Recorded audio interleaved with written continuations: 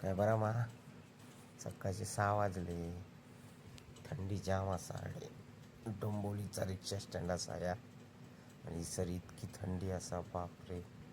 कुडकुडली माणसा नुसती स्वेटर घालून फिरतात. रिक्षा पण खूप चाललेत.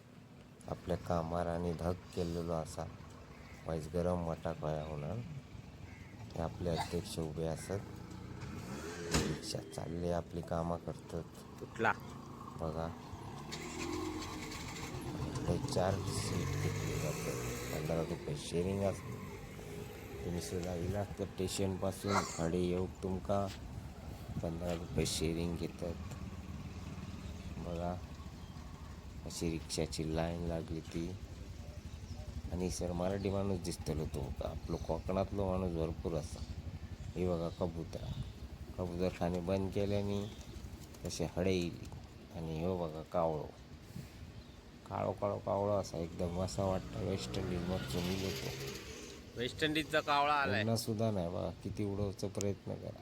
माणसांच्या जवळ माणसाळलेलो असा तो. भारी दिसता ना पोपटासारखं. वेस्ट इंडिजचा कावळा आलाय ना. वाईट सुद्धा काय राखाडी बिकाडी ना. वेस्ट इंडिज वरनं आलाय. आमच्याकडे डोम कावळं म्हणतात. तुमच्याकडे काय म्हणतो तर तुम्ही कमेंट करून सांगा.